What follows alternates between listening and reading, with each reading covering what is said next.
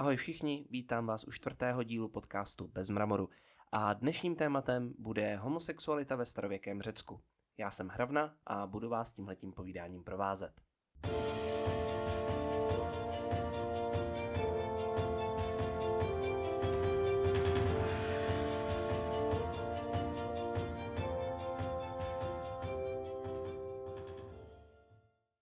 Homosexualita ve starověku a hlavně ve starověkém Řecku je samo o sobě téma, kde lítá těch informací spousta. Ne všechny jsou ověřený, ne všechny jsou pravdivý a ne všechny jsou správně interpretovaný, takže jsem si říkal, že je jedině logický, aby jsme se na tohleto téma podívali taky a aby jsme šli přímo do těch zdrojů, který o tom nějakým způsobem mluví, a právě se podívali na to, co skutečně reálně víme, co skutečně máme reálně doložený a pokusili se v tom udělat maličko pořádek. Ještě chci udělat za sebe takovej disclaimer, protože sám sebe považuji za LGBTQ ally, ale právě proto si říkám, že je důležitý tenhle díl udělat, protože je v diskuzi třeba zkrátka argumentovat neprůstřelnýma informacema ve chvíli, kdy argumentujete nějakou spekulací nebo něčím, co prostě není pravda nebo je to nějak dezinterpretovaný, tak tím nahráváte té druhé straně a to samozřejmě nikdo nechceme. Navíc ono se trošku ukazuje, když se opravdu podíváte přímo do těch zdrojů, že antický Řecko jako takový není úplně nejlepší argument vůbec, který byste do té diskuze mohli přinést. Je to zajímavý téma, ale konec konců podíváme se na to sami, udělejte si sami obrázek. Tak jo, tak nemá asi cenu ten úvod nějak dál protahovat, jdeme rovnou na to.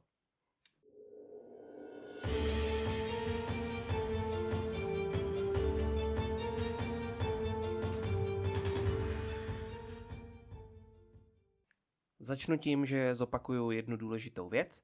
Když řeknu Řecko, tak je to vlastně taková zkratka spíš, protože antický Řecko nebyl jeden homogenní stát, o tom už jsme se bavili.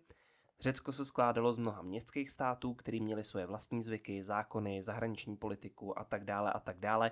Takže co platilo v Aténách, nemuselo nutně platit ve Spartě, co platilo ve Spartě, nemuselo platit v Korintu a tak dále a tak dále.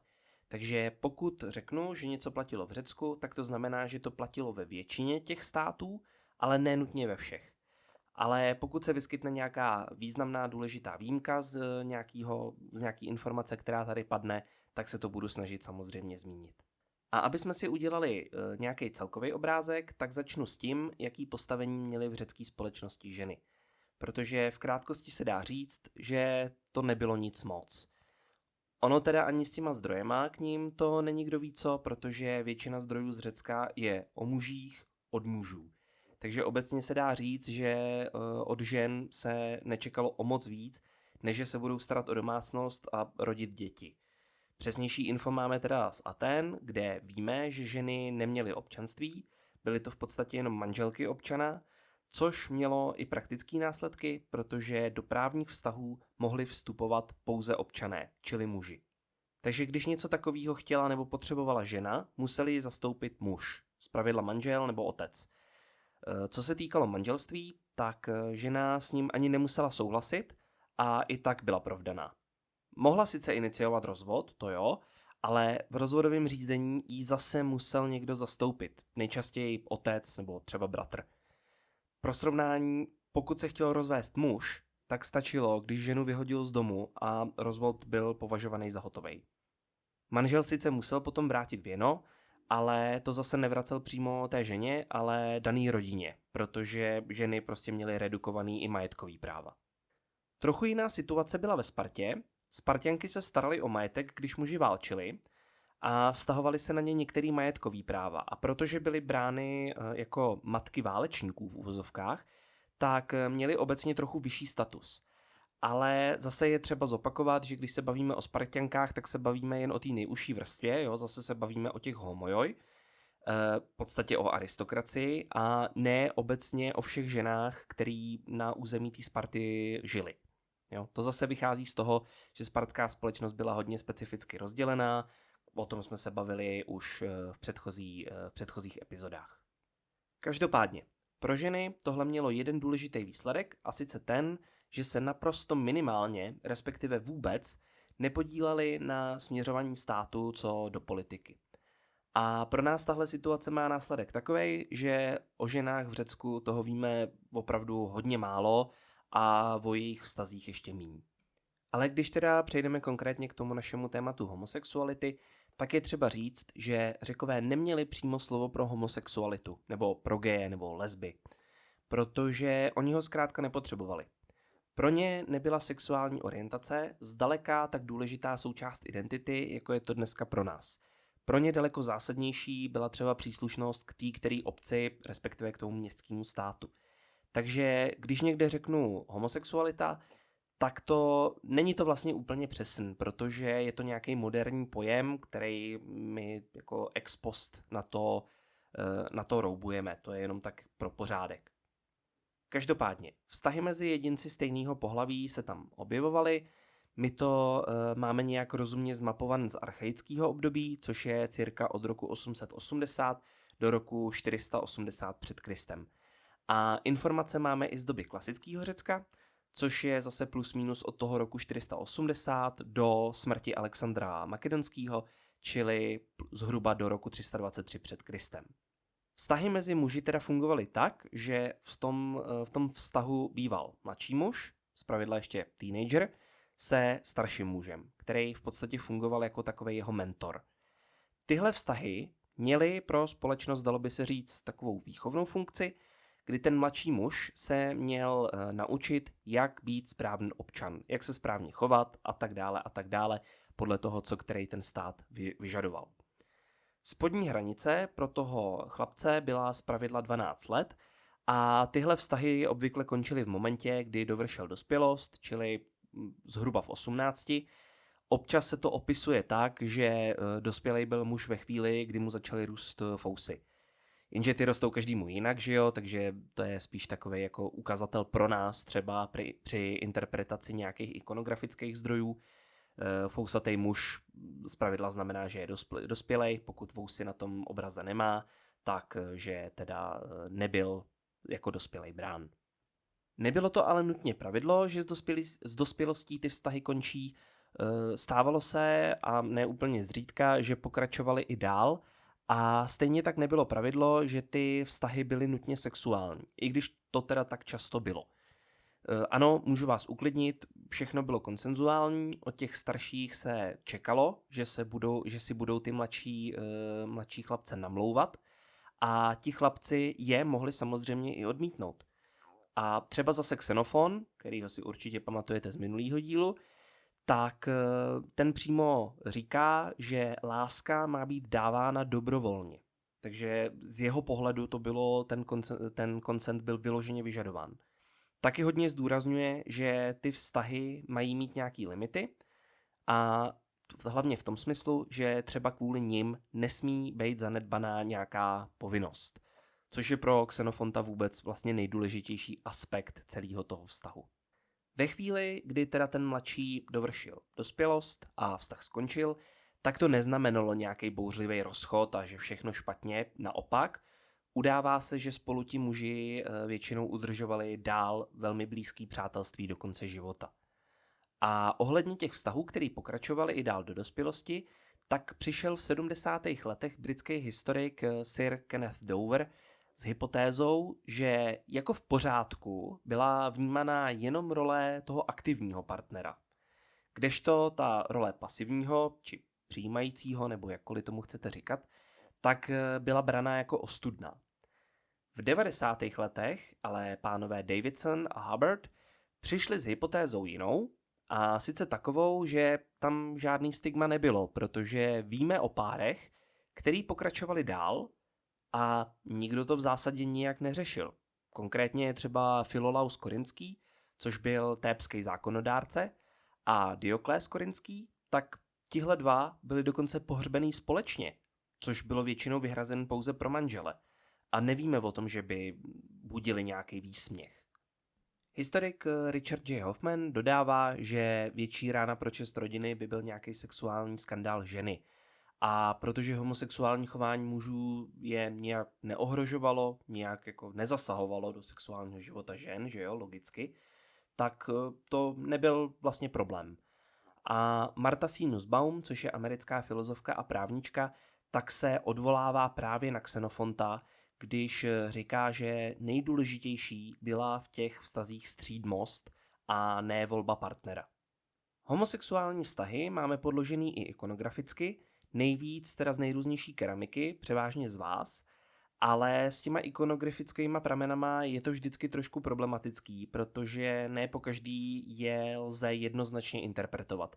Kolikrát se stává, že 3 různý lidi vidí 3 různé věci, takže je to spíš takovej nepřímý důkaz, jestli chcete-li, na kterým se nedá stavět úplně samostatně, nedá se to brát jako jediný zdroj, vždycky to musíte porovnat ještě s něčím dalším. Lepší zdroj je pro nás teoreticky mytologie, protože se bavíme o době, kdy mytologie pořád byla dost relevantní argument, protože pokud něco dělají i bohové, no tak jak to může nějaký člověk zakázat? Začneme jedním z nejznámějších párů a sice s Achillem a Patroklem.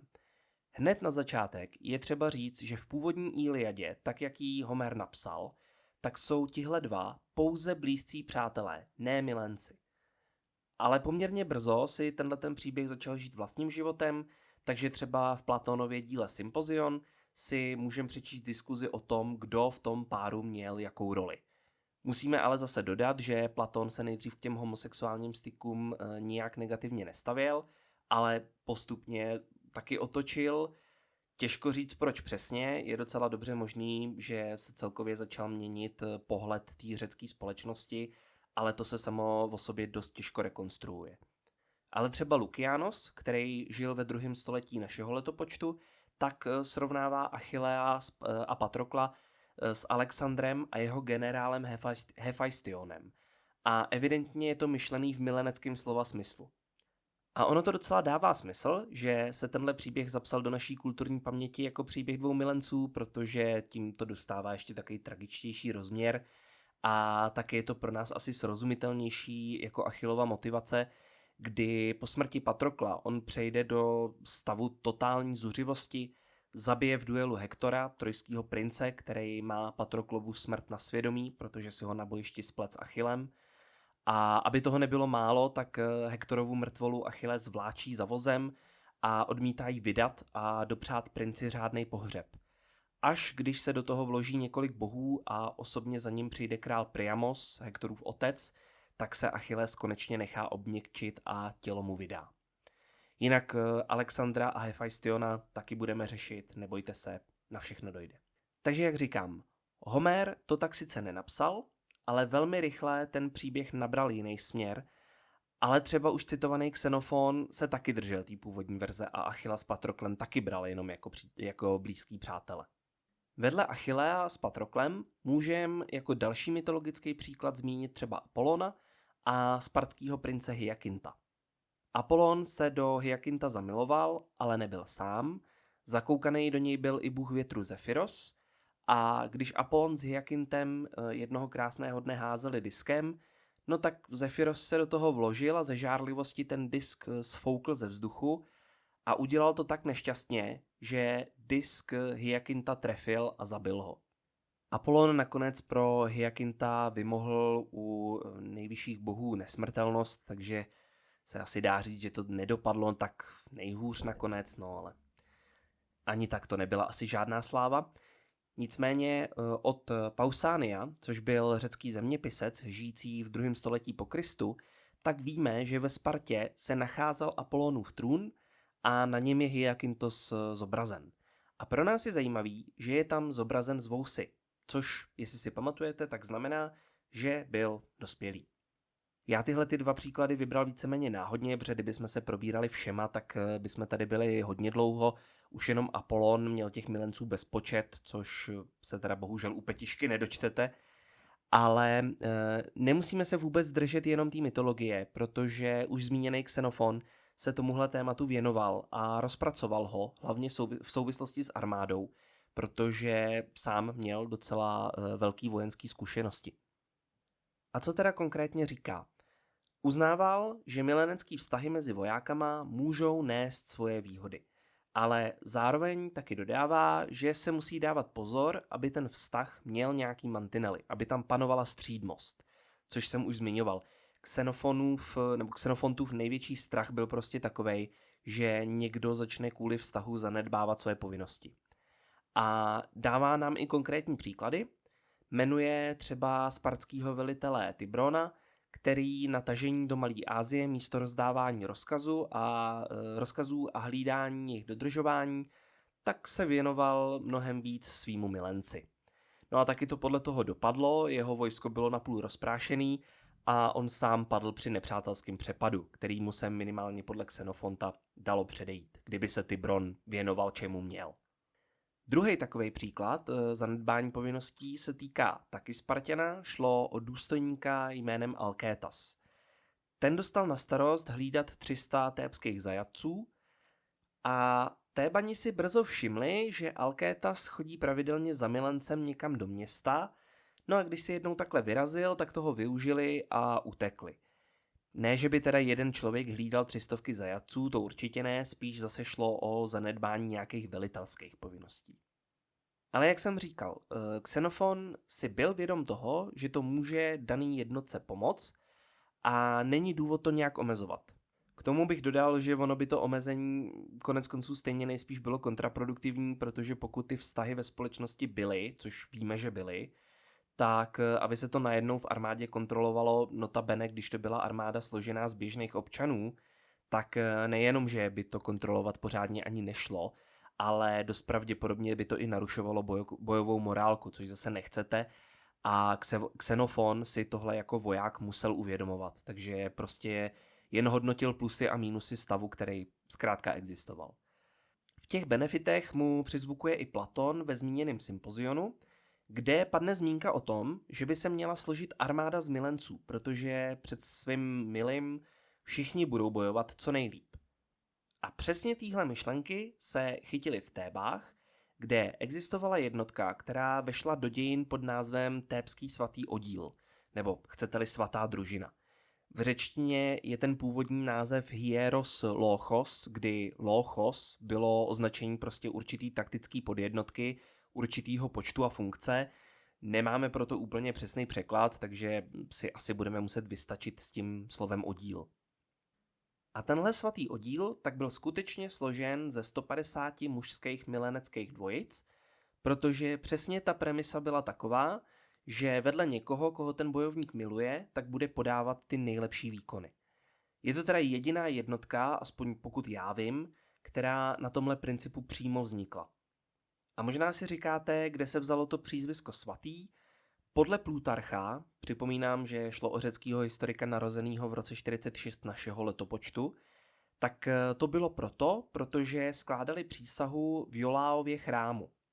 Iolaus byl milenec pro změnu Hérakla a taková přísaha byla mezi milenci obecně poměrně běžná, každopádně tyhle vojáci si asi těžko mohli vybrat nějakého lepšího patrona. Ale my se tady pořád bavíme o mužích a úplně nám z toho vypadly ženy, kde jsou, kdo dával pozor na začátku, tak ví, že doma v kuchyni. Jo, to dobře, trošičku přeháním, ale ne zase úplně moc. Tady se právě vracíme k tomu, co už padlo, že my o těch ženách máme záznamů prostě strašně málo na to, abychom dokázali říct něco s jistotou. Jedna důležitá zmínka teda padnout musí, a tou je básnířka Sapfo, která žila v 7. století před Kristem. A ona není náhoda, že zejména ostrova, na kterém žila, Lesbos, vzniklo slovo lesba. V tvorbě Sapfo totiž můžeme najít všelijaký narážky určený jiným ženám a evidentně je to míněný i v romantickém smyslu. Zase je to trochu ošidný interpretovat, podobně jako jsme se bavili o té keramice. Navíc Sapfo toho zdá se napsala celkem dost. Ne všechno se zachovalo a těch narážek zase taky není takový kvantum. Ale zase by byla hloupost se tvářit, že to v té její tvorbě prostě není. Podobné případy jsou hymny, který skládali spartský děvčata. Tyhle zpěvy obsahují taky všelijaký narážky a flirty a jsou adresovaný jiným dívkám. Ale jak přesně to bylo myšleno a pro koho, tak to přesně by nám řekly akorát autorky samy a těch už se z evidentních důvodů nezeptáme. Od Plutarcha víme, nebo se nám dochovala zpráva, že podobný učitelský vztahy, jaký udržovali chlapci se staršími muži, tak se ve Spartě týkaly i dívek, čili starší ženy se tu párovaly s mladšími ženami. Ale s Plutarchem je potíž, že psal o věcech, které se měly dít třeba 500 let předtím, než se vůbec narodil. Já jsem to zmiňoval už v souvislosti s tou spartskou výchovou. Plutarcha je vždycky třeba brát trošičku s rezervou, takže ne všechny ty jeho zprávy jsou přijímané jako pravdivý a obecně prostě s některýma jeho pasážema musíme pracovat opatrně. Ale než se dostaneme na závěr, tak ještě jedna taková poznámka, jak taky občas vznikají pomluvy. O spartských dívkách se totiž říkalo, že jsou strašně promiskuitní. Pravděpodobně to vzniklo tak, že spartský dívky cvičily společně s chlapci, jenže v Řecku se cvičilo bez oblečení, že jo? To si pravděpodobně víte v souvislosti s olympiádou.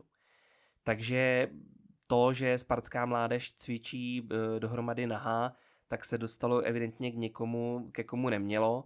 Celý se to nafouklo, no a jako ty špatný z toho samozřejmě vyšel zase kdo, no ty holky. No a tím jsme se dostali k závěru téhle epizody.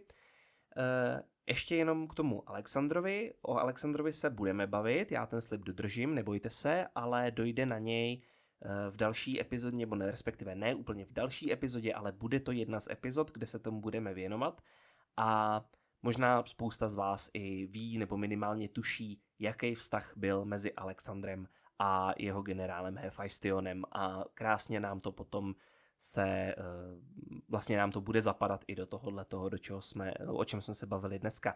Takže si tuhletu epizodu dobře zapamatujte, při nějaký další se vám to bude hodit.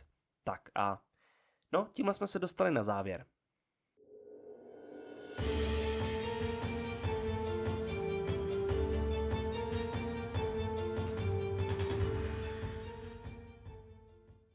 Takže ještě jenom nějaký krátký shrnutí. Byl bych opatrný k tomu mluvit o Řecku jako o státu, kde se homosexualita bez problémů tolerovala a byla běžná. Jednak protože Řecko nebyl jeden stát, to jsem zmiňoval na začátku a říkám to tady furt dokola. A což pro nás znamená, že ten pohled na vztahy stejného pohlaví nebyl jednotný. A jednak protože ten koncept homosexuality, tak jak ho známe my, tak byl pro Řeky vlastně něco úplně neznámého. A zmiňoval jsem u Platóna, že se pravděpodobně pohled na ty stejnopohlavní vztahy v rámci té společnosti měnil. Ono samo o sobě to označení starověký Řecko je problematický, že jo? Protože to zahrnuje několik set let, takže nějaký posun v rámci toho společenského vnímání se dá čekat a zdaleka nejenom ohledně tohohletoho. A co mi přijde důležitý zmínit, a teď už na úplný závěr, žádnou historickou epochu nemůžeme hodnotit moderním pohledem a moderníma měřítkama, protože pak to většinou dopadne tak, že si to každý upraví, jak potřebuje, nebo jak to konvenuje jeho světonázoru. A tak se prostě s historickýma informacemi nepracuje. Takže jak jsem říkal na začátku, jsem LGBTQ ally a hlavní motivace téhle epizody byla taková, aby všichni, komu se to může hodit, tak byli vybaven přesnýma faktama. Ale pokud můžu radit, když se chytnete s nějakým homofobem, tak je lepší Řecko vůbec nevytahovat. Jednak protože pokud bude o Řecku něco vědět, tak vám omlátí o hlavu ty věkový rozdíly, což je poslední, co v takové diskuzi chcete, aby zaznělo. A jednak proto, protože si myslím, že už jsme snad jako civilizace daleko dál, aby jsme museli argumentovat víc jak 2000 let starou historií. Jo, takže zkrátka máme dostatek méně problematických argumentů, který se dají homofobům omlátit o hlavu, než je starověký Řecko. A tímhle jsme teda na úplném závěru, takže já vám děkuju za pozornost a budu se těšit u dalšího dílu a v tom dalším dílu se budeme bavit o Delfách. Takže ještě jednou díky a naslyšenou.